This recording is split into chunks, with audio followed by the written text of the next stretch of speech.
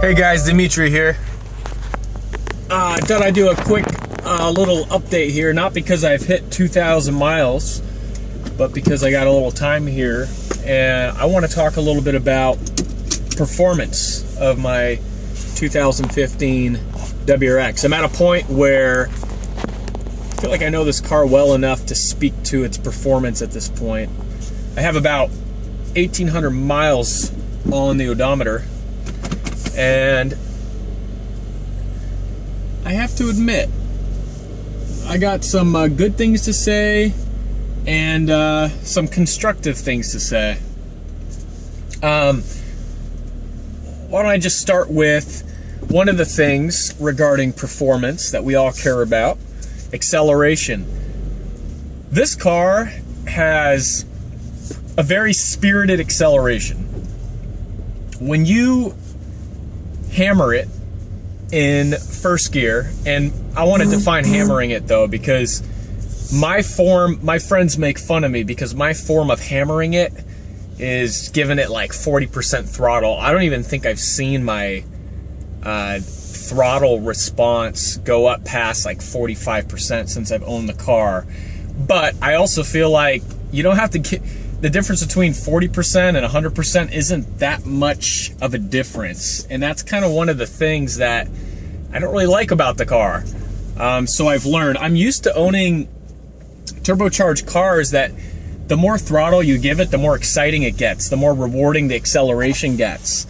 And this car just kind of, I know we all know about the wall that it hits, that if you go past a certain RPM, let's call it 5,000, the car just kind of gives out. It doesn't really continue to give. It's not the gift that keeps giving. I have to admit, that's a little disappointing to me, because, oh wow, so entitled. God, I live in the craziest area. There's these kids who move here who don't have jobs. They go to community college for a living, and they all drive these $80,000 Mercedes, and their parents are buying them homes with cash, and they're just, I wish you could see the other side of what I just saw. But anyhow, acceleration on this car, the numbers are not very impressive. We all know that. You know, the 0 to 60 on this car is like 5.5 seconds. By today's standards, that's not really much to ride home about. There's a lot of cars these days that are being made that are, semi-performance cars where the 0 to 60s are under 5 seconds.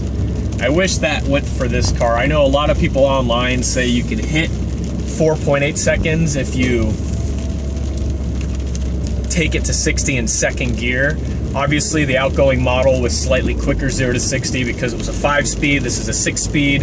Therefore, typically you need a extra shift in there to get to 60. And that's why a lot of people are saying that, that's the reasoning behind this car not being in the high 4-second range. I'm a little disappointed that the combination of the car being 5.5 seconds mixed with the fact that the acceleration isn't very rewarding. It's very rewarding down low. Up high, it's pretty much non-existent. The car does hit a wall. I'm a little disappointed about that. My last two cars, acceleration was something that only grew stronger as the RPMs would go up. And I enjoy the fact that this car peaks, that its peak horsepower and torque kick in so low. But at the same time, it's like, people who buy a car like this, they want something that kind of builds a feeling of going faster as you accelerate, not goes fast and then slows down. I'm a little bothered by that. I know that a Cobb Axis port, dyno tune, and some bolt-ons will probably address that, but I don't know if I'm going to go that direction. I like keeping my warranty intact. I drive a lot for work, and I don't know if I really feel comfortable driving a car that has a warranty that's not rock solid. So anyhow, love the acceleration on the car in terms of like short bursts, like in the city. It's definitely fun, but it's a little disappointing that when you merge onto the freeway, for instance, that you can't just take second to 6,000 RPM and feel it building on itself and getting stronger and stronger. Cornering, this car handles really well. I'd have to say this car actually handles better than some of the European cars that I have driven and owned. I've never owned a newer European car. I'm sure it doesn't handle as well as a brand new M3. You know, I don't want to overstate it, but the car handles really well for being a $30,000 car loaded. Very happy with the handling. Braking, brakes wonderfully.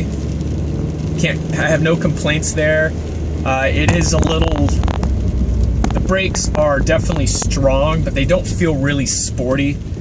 I know the STI does. When I test drove the STI, it definitely felt like much sportier brakes. Obviously, those are the Brembos speaking with the larger, oh my gosh, look at this traffic.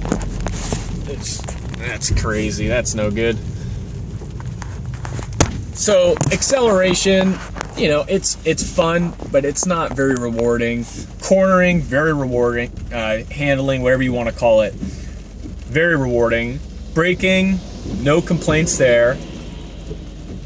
Top speed, I haven't even messed with it. I don't really care. I mean, where I live here, if you get caught going 20 over the speed limit, you're looking at possible jail time. I actually know people who that have happened to, so I haven't taken the car past 75 miles per hour. The auxiliary components of performance, like the sounds the car makes and the way it shifts and some of the more minor details, the car is pretty subtle. The turbo is not very loud. The exhaust does give off a nice grunt when you shift, even without an exhaust. When you're in a parking garage, you can hear a very deep bassy sound. A nice, it's not very like throaty and loud, but it has this really nice bassy sound. It is definitely something that I look forward to when I pull into a parking garage. Shifting, all right, this is an interesting point. I opted in for the SPT short throw shifter. Now that I've broken the car in, I agree with some of the folks that are saying that it's notchy. It is definitely notchy. When you shift into a gear, it just kind of feels a little clunky and notchy. It's not the most comfortable shift. The clutch pedal also, it engages pretty far out, and the amount of play in between where it starts to engage and where it's done engaging, there's not a lot of play there. Probably better for your clutch, but it does feel a little odd for me coming from my last car.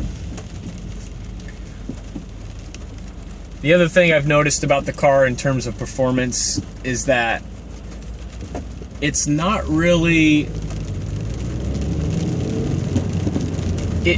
in a way, this car looks more aggressive than it is.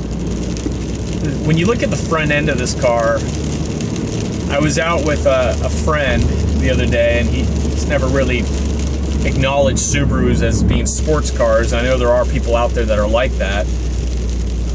Bottom line is, you know, do they have much merit to say that? I mean, Subarus are the best handling car for the money, and they're typically fast when they have a turbo on them. But he just, from the front of the car, he goes, wow, this thing looks like a beast.